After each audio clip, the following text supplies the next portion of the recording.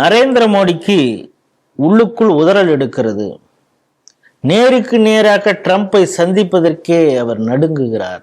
அதனாலதான் பல மாநாடுக்கு போய் அவர் சந்திப்பதையே தவிர்க்கிறார். காரணம் எப்ஸ்டீன் ஃபைல் தான் அப்படின்னு ராகுல் காந்தி அவ்வப்பொழுது பேசிட்டு இருந்ததை நம்ம பார்க்குறோம். இப்போ எதுக்குடா இதை சொல்ற அப்படின்னா, சொல்ல வேண்டிய ஒரு கட்டாயம் இருக்கிறது. G7 கூட்டம் வந்து பிரான்ஸ்ல ஈவியா அப்படிங்கிற ஒரு இடத்துல நடந்தது. அங்கே யூரோப்பிய யூனியன் நாட்டு தலைவர்கள்லாம் ரொம்ப கார்டியலாக பிரதமர் நரேந்திர மோடிட்டு இருந்தாங்க. ஒரு முக்கியமான ஒரு கூட்டம். இந்த கூட்டத்தில் ஒரு அரை மணி நேரம் எல்லாரும் வெயிட் பண்ணுறாங்க, ட்ரம்ப் இந்த இதில் கலந்து பாருங்களேன். ஏன்னா அவர் என்ன பண்ணுவார்னு அவருக்கும் தெரியாது, யூரோப்பியன் யூனியனில் இருக்கிற தலைவருக்கும் தெரியாது.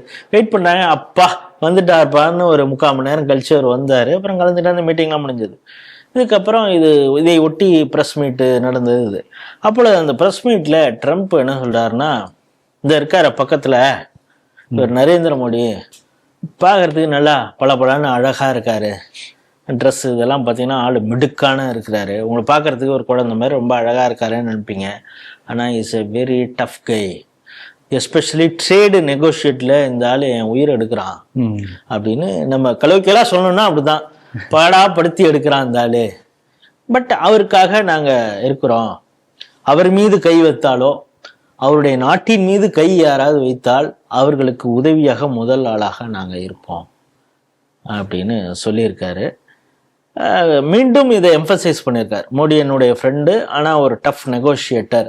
காரணம், அவர் இந்தியர்களை அதிகமாக விரும்புகிறார், நம்பிக்கை வைத்திருக்கிறார், அதனால ட்ரேட்ல டஃப் கையா இருக்கார் அப்படின்னு சொல்லியிருக்காரு. இன்னைக்கு இது சொல்லியிருக்காரு, நாளைக்கு வேற என்ன சொல்ல போறாருன்னு நமக்கு தெரியாது. ஆனாலும் இந்த அளவில் அவருடைய அந்த பேச்சை எப்படி பாக்குறீங்க? அந்த G7 மாநாட்டுல முதல் ரோல வந்து உட்கார்ந்து போட்டோ ஷூட்ல ஒரு அங்க கதாநாயகனாக மேன் ஆஃப் த மேட்ச் என்று சொல்வார்களே, அதே போல அங்க காட்சி அளித்ததே பிரதமர் மோடி தான். தெளிவா இன்றைக்கு உலக தலைவர்கள்ல ட்ரம்ப்பை விட உயர்ந்த மனிதராக மோடி இருக்கிறார் என்பதை ட்ரம்ப்பே உணர்ந்து சொல்லி இருக்கிறார். வேற வழி இல்லை.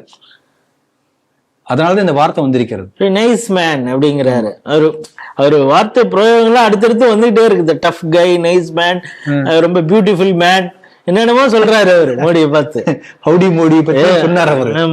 அதாவது உலகத்தையே என்னால் கட்டி ஆள முடியும் என்று இருமாப்போடு இருந்த அமெரிக்காவுக்கு ஒரு சேலஞ்ச் பண்ணிருக்காரு இல்லையா, அது வந்து அவங்களால தாங்கிக்க முடியல. அமெரிக்காவுக்கு ஒரு பெரிய ஒரு தலைக்குனிவு.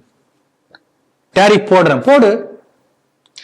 இப்ப என்ன வருதுன்னா, அந்த டேரிஃப்ல இருக்க ரீஃபண்டிங் ஏதோ கொஞ்சம் அந்த எவ்வளவோ டாலர் வந்து இந்தியாவுக்கு கொடுக்கக்கூடிய சூழலும் அவங்களுக்கு இருக்குது. அதையும் கொடுக்கறதுக்கு தயாராக அமெரிக்கா இருக்கு.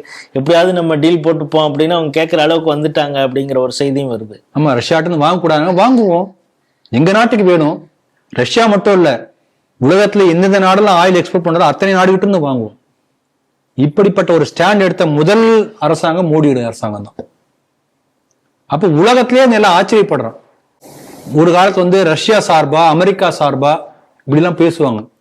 இந்தியா சார்புங்க, எங்களுடைய நாட்டை சார்ந்து நான் இருப்பேன், அதுக்கு விரோதமா யார் இருந்தாலும் நான் விரோதி, அதுக்கு சார்பா யாருன்னா அவனுக்கு ஆதரவு, இவ்வளவுதான். இப்படிப்பட்ட ஒரு கிளியர் ஸ்டாண்ட் முதலாக எடுத்த ஒரு வெளியுறவு கொள்கையில இப்படிப்பட்ட ஒரு கிளியர் ஸ்டாண்ட் எடுத்தது மோடி அரசாங்கம் தான். அதை நம்ம பாராட்டணும். அதனால அது வந்து ஒரு விஷயம். அதே போல பாருங்க, போன் பண்ணா எடுக்கலன்னு சொல்லிட்டு ஒரு தடவை பேச்சு வந்தது. நம்ம MMS நினைச்சு பாருங்க, மன்மோகன் சிங் அவரே மோடி கம்பேர் பண்ணி பாருங்களேன். இந்த மாதிரி ஏதாவது ஒரு சாங்ஷன் வந்தா குடுகுடுன்னு ஓடி போய் ரோபோ மாதிரி போய் கையெழுத்து போட்டு ஓடி வந்துருவார். அப்படிப்பட்ட ஒரு MMS போன்ற பல பிரைம் மினிஸ்டரை பார்த்த அமெரிக்காவுக்கு மோடியை பார்ப்பது வந்து ஒரு பெரிய ஒரு ஆச்சரியமாக இருக்கிறது. அதுக்கு காரணம்னா, அவருக்கு தன்னலம் இல்லை, அவருக்கு மட்டும் இல்ல, அவருடைய குடும்பத்துல யாருக்குமே இல்லை. அப்படி இருக்கிறதுனால தான் இந்த மாதிரி செய்ய முடியுது. He is not corrupt, 100% clean, 10 மாத்து தங்கம்னு சொல்லலாம். ஒரு சின்ன உதாரணம் நான் சொல்ல நினைக்கிறேன், ஞாபகத்துக்கு வருது. வீடியோ நான் சொல்லக்கூடிய யூடியூப்ல இருக்கு. இங்க KK நகர் பகுதியில் வந்து தனசேகரன் முன்னாள் MLA-வா இருந்தவர். அவர் சொல்றாரு, இந்த வீடியோ நான் வந்து வீடியோ தான் சொல்றேன், நான் பொய்யலாம்னு சொல்ல. சென்னை நகர்ல அவர் MLA ஆக வந்த பிறகு கிட்டத்தட்ட 150 வீடுகளுக்கு மேல வந்து வாங்கியிருக்காரு. அவரே சொல்றார், அது எல்லாத்தையும் எங்க ஊர்க்காரங்க கொண்டு உட்கார வச்சிருக்கேன். யாரு இது? அவர் மட்டும் நான் சொல்லல, எல்லா கட்சி, திமுக அதிமுக எல்லா கட்சியும் எடுத்துக்கோங்க. ஒரு கட்சியில உள்ள MLA-வோ கவுன்சிலரோ மினிஸ்டரோ இப்படி கோடிக்கணக்கான சொத்துக்களை சேர்ப்பதை பெருமையாக வெளிப்படையாக சொல்லக்கூட முடிகிறது. ஆனா மோடி எப்படி? அவர் பேர்ல சொத்து இல்ல, அவர் குடும்பத்தில் உள்ள எல்லாருடைய ஹிஸ்டரி எடுத்து பாருங்க, எப்படி இருக்காங்க? ஒரு சாதாரண சிங்கிள் பெட்ரூம் பிளாட்ல இருக்காங்க. எங்கேயாவது மாதிரி பார்க்க முடியுமா? சாதாரண எப்பயும் போல சாதாரண வாழ்க்கை வந்துட்டு இருக்காங்க. யோகி அவர்களுடைய சிஸ்டர் டீ கடை வச்சிருக்காங்க. அடுத்த பிரைம் மினிஸ்டர் எல்லாம் கை காட்டுறாங்க. அப்படிப்பட்டோடைய சிஸ்டர் ஒரு சாதாரண டீ கடை வச்சுட்டு இருக்காங்க. அதையும் போடுறான் பேப்பர்ல. அப்ப இப்படிப்பட்ட எந்த விதமான எதிர்பார்ப்பும் இல்லாத தூய்மையாக வாழக்கூடிய வாழ்க்கை தான் அவருடைய பலம். யாரும் எதிர்பார்க்கல. அதனால்தான் அதுக்கு முன்னால தலை வணங்குறாங்க. டஃபா இருக்கார். காரணம் என்ன? உறுதி.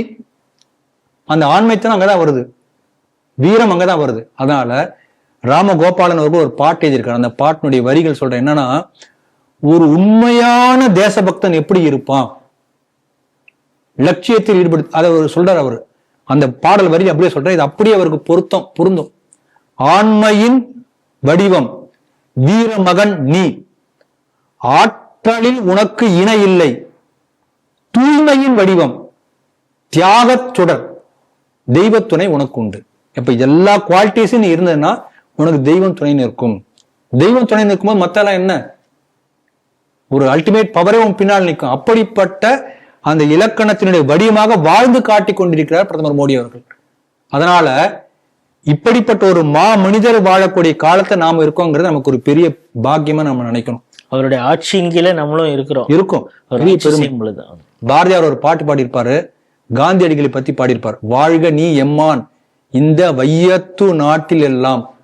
ஒரு கால் பாரதியார் இன்னைக்கு இருந்தா அந்த பாட்டை மோடிக்காக பாடியிருப்பார்.